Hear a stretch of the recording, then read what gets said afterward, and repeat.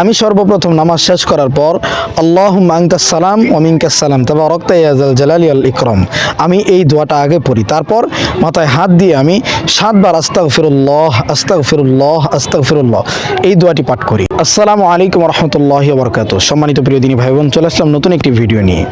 আমি আপনাদেরকে আজকের ভিডিওতে জানাবো যে আমি মাগরিবের নামাজের পর কোন কোন আমলগুলো করে থাকি, যেটা আমি বাধ্যতামূলক প্রত্যেক দিন করি।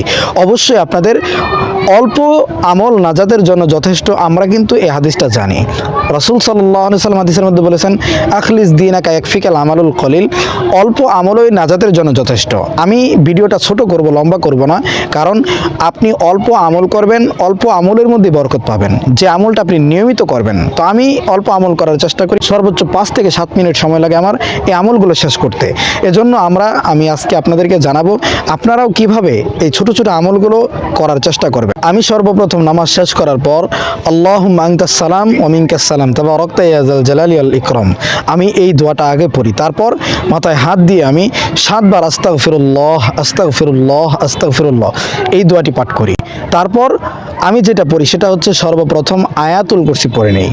আমি আয়াতুল কুরসি শেষ পর্যন্ত পড়ি। আল্লাহু লা ইলাহা ইল্লা হুয়াল হাইয়ুল কাইয়্যুম লা তাখুযুহু সিনাতু ওয়ালা নাওম লাহু মা ফিস সামাওয়াতি ওয়া মা ফিল আরদ মান যাল্লাযী ইয়াশফাউ ইনদাহু ইল্লা বিইذনি ইয়ালামু মা বাইনা আইদিহিম ওয়া মা খালফাহুম ওয়া লা ইউহীতুনা বিশাইইন মিন ইলমিহি ইল্লা বিমা শাআ ওয়াসি'a কুরসিয়্যুহুস সামাওয়াতি ওয়াল আরদ ওয়া লা ইয়াউদুহু হিফযুহুমা ওয়া হুয়াল আলিয়্যুল আযীম।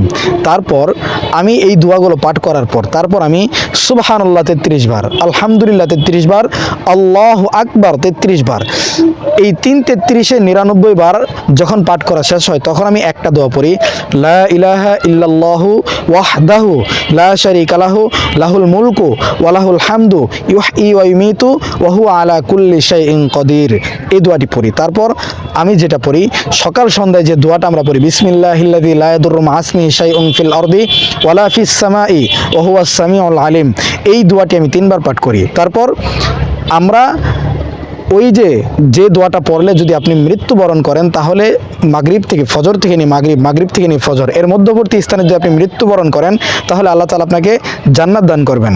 সেই দোয়াটি পাঠ করি 7 বার, আল্লাহুম্মা আজিরনি মিনান নার আল্লাহুম্মা আজিরনি মিনান নার, এই দোয়াটি আমি 7 বার পাঠ করি। তারপর যে দোয়াটি পড়ি, ফাল্লাহু খায়রুন হাফিজা ওয়া হুয়া আরহামুর রাহিমিন, ফাল্লাহু খায়রুন হাফিজা ওয়া হুয়া আরহামুর রাহিমিন, এটা পড়ি 3 বার।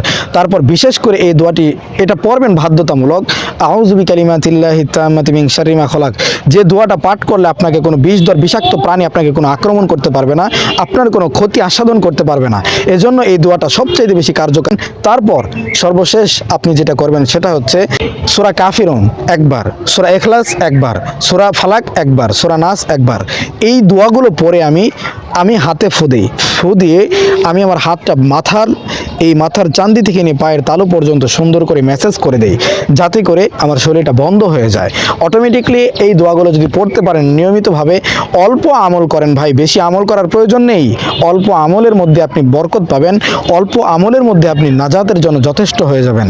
এজন্য প্রিয় ভাই বোন, আপনারা অল্প অল্প আমল করেন, যে আমলগুলো নিয়মিত করতে সক্ষম হবেন।